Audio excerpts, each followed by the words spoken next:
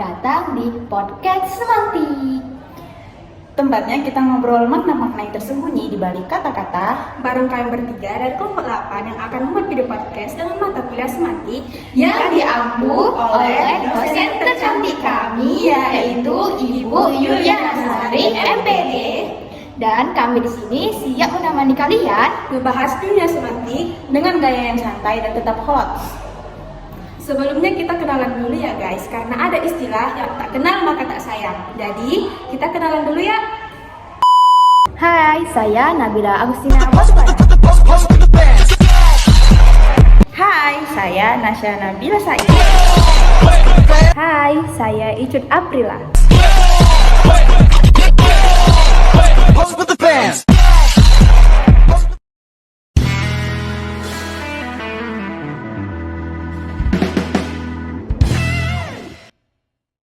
Halo semuanya, perkenalkan saya host pertama yaitu Nasya Nabila Said. Di sini kita akan berbicara atau berbincang-bincang mengenai semantik. Nah, narasumber kita yang pertama yaitu Kakak Nabila Agustina Batubara. Teman-teman pada penasaran kan?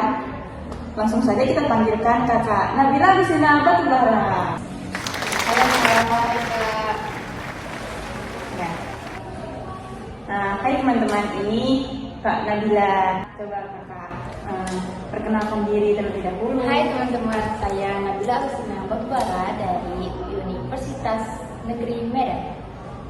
Oh, jadi Kakak dari Unimed ya? Nah, iya Kak.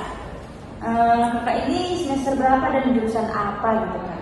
Semester 4 dan jurusan Pendidikan Bahasa dan Sastra Indonesia. Oh, berarti membahas mengenai bahasa ini cocok sekali ya guys sama podcast kita hari ini membahas tentang semantik gitu. Betul sekali. Oh. Jadi pada podcast hari ini kita akan membahas mengenai semantik gitu Kak. Kan semantik ini jarang untuk orang yang tahu kecuali jurusan Kakak bahasa Indonesia atau sastra lainnya gitu.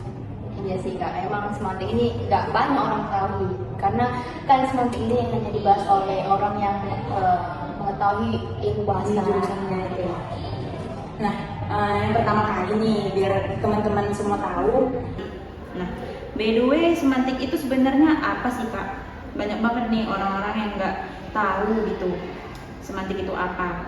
Nah, semantik ini itu pada dasarnya itu adalah dia itu cabang dari ilmu linguistik yang mempelajari mengenai makna dalam bahasa yang seperti yang kita ketahui ya kan, yang mencakupi segala hal yang mulai dari arti individu, suatu kata hingga bagaimana kata-kata juga bergabung untuk membentuk frasa, klausa dan juga kalimat. Nah, lebih dari sekedar definisi kamus, semantik ini juga menelaah bagaimana kata itu memahami apa yang diucapkan atau bentuk seorang. Oh, berarti semantik itu mengkaji makna gitu ya Kak? Makna mendalam dari sebuah kata. Iya. Oke. Halo guys, kembali lagi di podcast kita yang membahas tentang semantik. Nah, kali ini dengan host yang berbeda. Yang tadi lagi istirahat ya. Saya akan melanjutkan pertanyaan dari rekan yang sebelumnya. Nah, ini pertanyaannya menarik juga. Apakah mungkin makna sebuah kata itu disalahgunakan dalam komunikasi? Seperti misalnya kata yang niatnya netral malah dijadikan negatif gitu Kak, tergantung karena konteks atau intonasinya. Nah, makna itu tentu saja dapat disalahgunakan dalam komunikasi, baik secara sengaja maupun tidak sengaja. Ini untuk memanipulasi atau memanfaatkan interpretasi demi tujuan tertentu yang mungkin tidak etis atau menyesatkan. Nah, jadi penyalahgunaan ini sering terlihat pada propaganda atau di mana kata-kata yang dipilih dengan cermat untuk membangkitkan emosi atau membentuk opini publik. Jadi dalam kasus ini juga ada dengan kasus penipuan atau kebohongan, maka disengaja diblender untuk disembunyikan dengan orang atau dengan lain. Penggunaan ini juga ambiguitas yang disengaja untuk memungkinkan individu menghindari tanggung jawab atau menciptakan celah yang interpretasi berbeda gitu kan. Oh, jadi tidak boleh disalahgunakan ya Kak semantik ini. Oke. Hai guys, kali ini dengan host yang berbeda dan juga dengan kamu yang berbeda. Jadi Kak ini kakak cantik kita ini ya. Dari mana sih Kak? Kamu itu perkenalkan Oke, halo semuanya. Saya Nasya Nabila Said. Saya dari kampus Universitas Negeri Medan. Saya semester 4. Jurusannya Kak? Oh, kalau jurusan saya jurusan Pendidikan Bahasa dan Sastra Indonesia. Wah, dari jurusannya saja pasti berkaitan dengan bahasa-bahasa. Iya.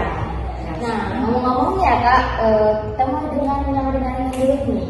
Oke. Jadi sering sekali kan banyak banget orang pakai emoji dan GIF gitu. Nah, pas chattingan, atau kakaknya juga ya pakai pas chattingan gitu, tak sama pacarnya pasti pakai GIF, emoji. Nah, kan pas chattingan di media sosial itu kan Kak, menurut kakak ini apakah emoji dan GIF itu bisa kita lihat sebagai bagian dari bahasa yang kayak kata-kata biasa? Apa sih maknanya dengan semantik? Nah, jadi jawabannya itu benar sekali gitu Kak.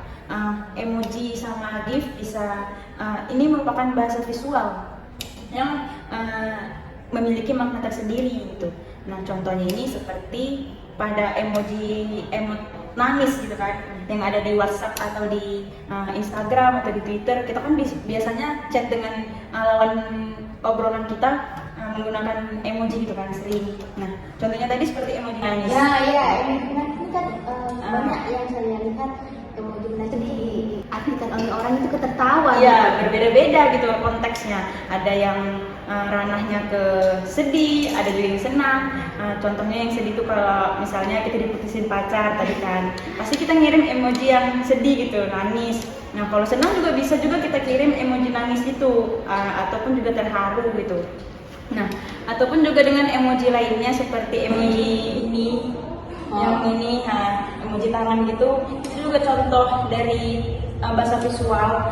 Nah, dia juga memiliki makna kata yang berbeda tergantung dengan konteksnya. Contohnya kita lagi chat dosen gitu kan. Nah, pasti emojinya gini itu di akhir.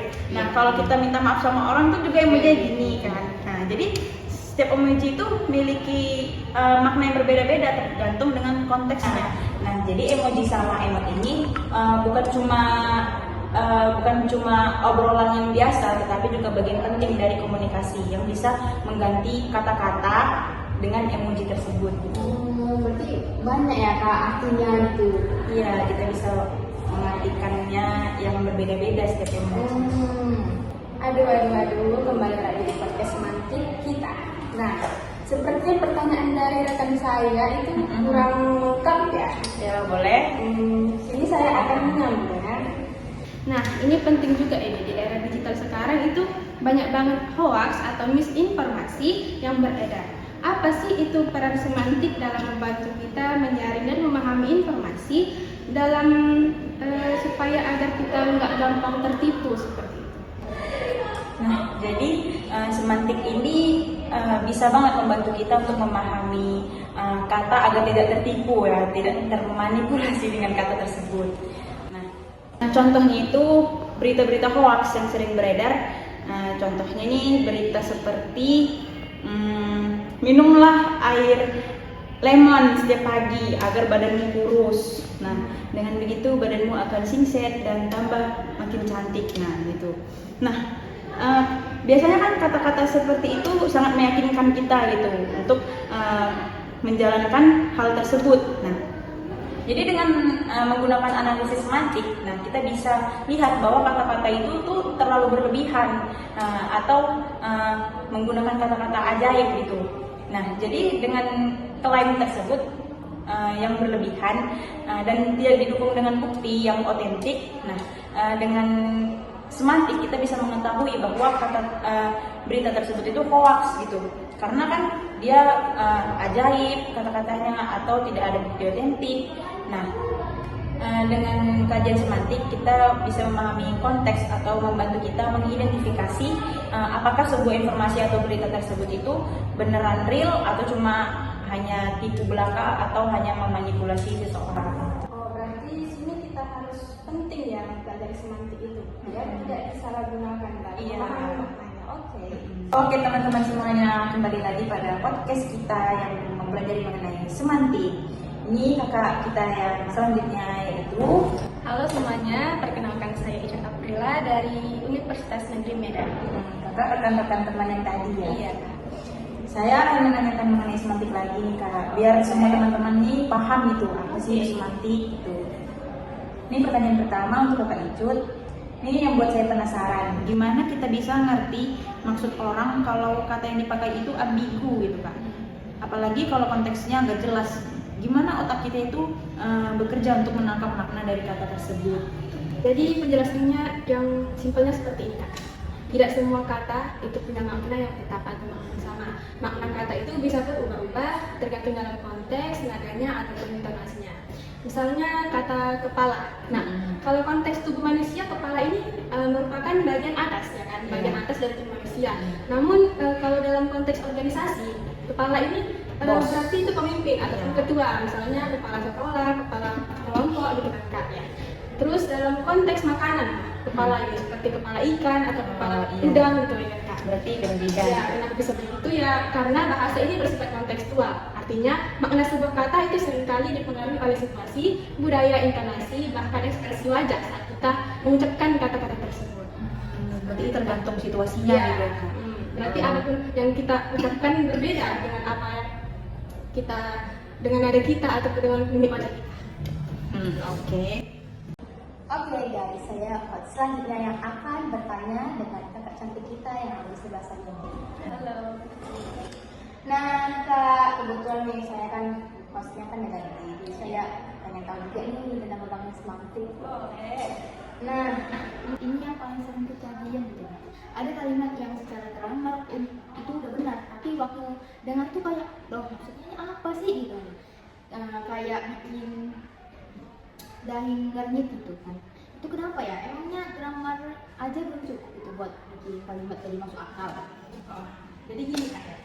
Kalimat itu bisa saja benar dalam tata bahasa atau disebut dalam gramatikal, namun dia membingungkan secara makna atau semantiknya. Itu terjadi karena yang pertama itu faktornya struktur ambigu satu kalimat yang bisa ditafsirkan lebih dari satu kata. Nah, yang kedua itu pilihan katanya tidak cocok secara makna meskipun urutannya sesuai dengan urutan tata bahasa.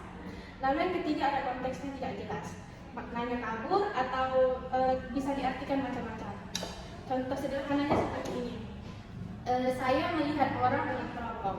Nah, kalau kita artikan siapa yang pakai teropong dan siapa yang melihat, itu ya Kak. Kita tidak ngerti kan kalau tidak ada maknanya. Nah, lalu yang kedua itu ada bayi itu memakan kue ulang tahun neneknya. Nah, kata yang kita pertanyakan di sini siapa? Neneknya yang ulang tahun atau kue itu milik neneknya gitu ya kan? Nah, jadi secara bahasa itu kalimat berbeda-beda gramatikal sama semantik. Itu ya Kak. Halo semuanya. Selesai sudah video podcast kami yang membahas mengenai semantik. Terima kasih telah menonton podcast kami ini. Nah, Jadi semantik itu adalah bagian dari linguistik yang Dan mengkaji semantik itu juga bersifat kontekstual. makna dan kata dalam suatu bahasa. banyak ya guys arti dari semantik ini sebenarnya yang tidak kita ketahui.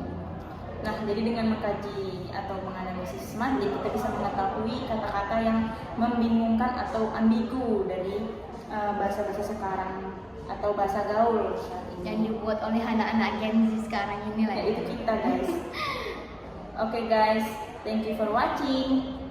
Bye-bye. Jangan lupa like and comment.